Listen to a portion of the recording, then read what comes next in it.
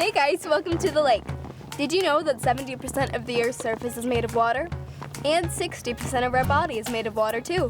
It's true. That's why it's so important that we need to know how to use water safely. Okay guys, time for lunch. Come and get it.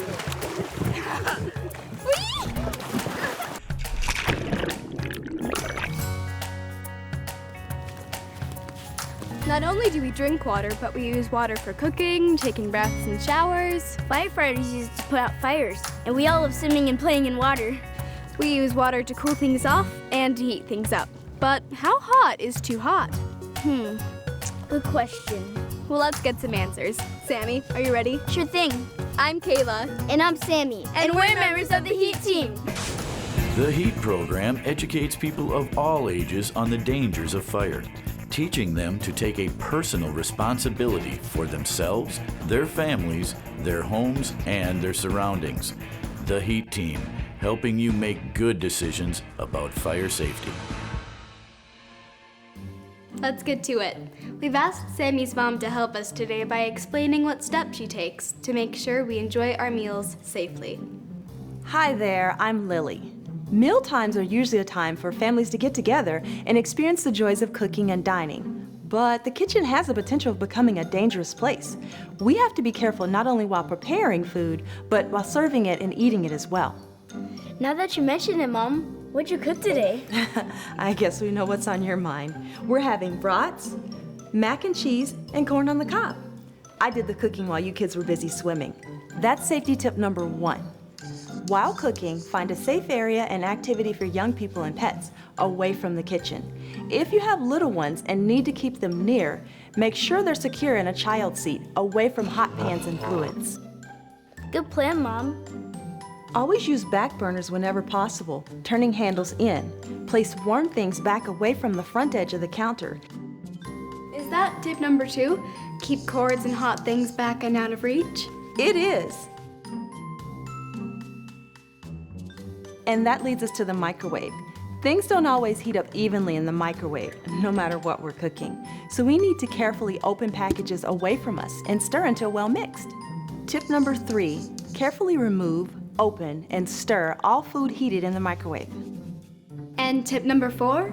Many scalds occur when little ones grab cups from our hands or off the table or counter. If we use a cup with a tight-fitting lid, we can reduce our chances of being burned. So how about this for tip number 4? Keep hot drinks covered with a tight-fitting lid. Exactly, along with tip number 5. Never carry or hold small children while cooking, serving, or eating food.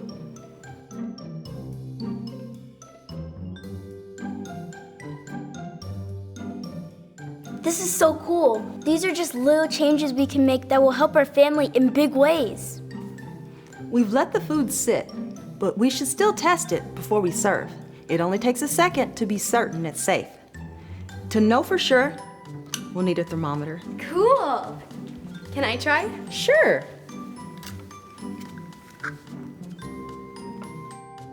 $103. Is that a good temp? Perfect. Hot foods and drinks should be 90 to 110 degrees. It's good. That was easy. Shall we? I'll clear the way and get the doors. Ready, Mom? I am.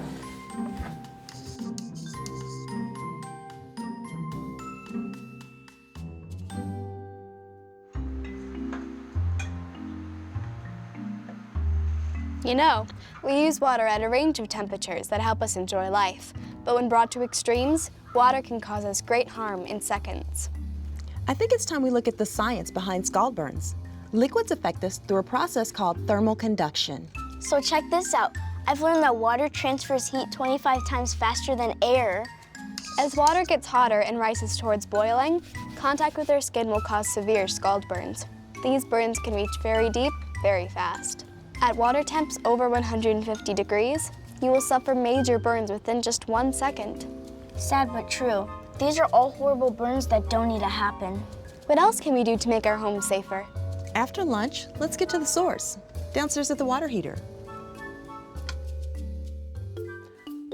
Our water comes in these pipes. Some of the water goes to the cold water tap, while the rest is sent to the water heater. It comes in cold here and goes out hot there. And see this? This adjusts the temperature of the water coming out. The water heater should only be adjusted by adults. Kids should never touch it. That's right, Sammy.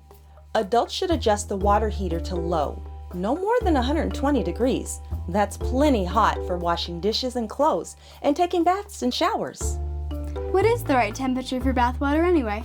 I'm glad you asked. Let's go find out in the bathroom.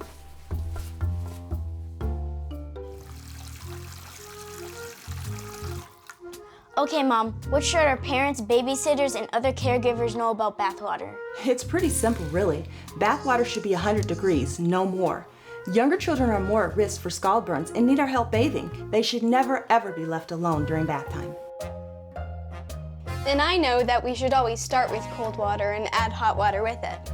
We should never run the hot water by itself, right? That's correct.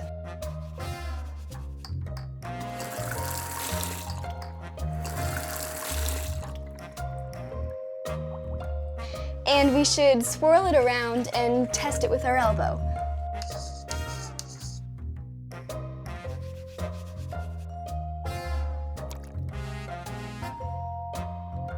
Or a thermometer like this. Oops. See, this could happen to little ones. We always need to watch out for little ones grabbing or bumping the tap handle. Exactly. Never leave small children unattended during bath time. Keep a close eye on them and make sure they are safe and comfortable.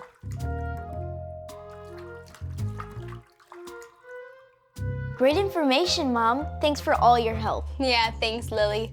Sammy, let's go back outside and see what the other kids are doing. Sounds good. I'll meet you out there.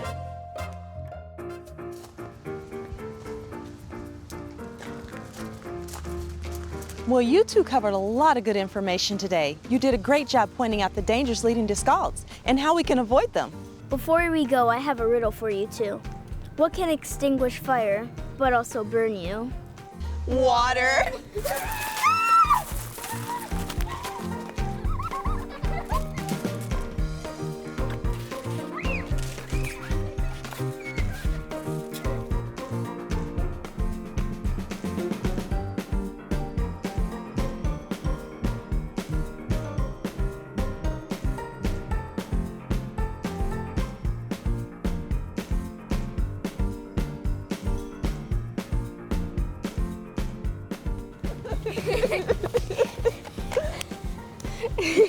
Thanks, Mom. You helped a lot today. You're welcome. Yeah, thank you.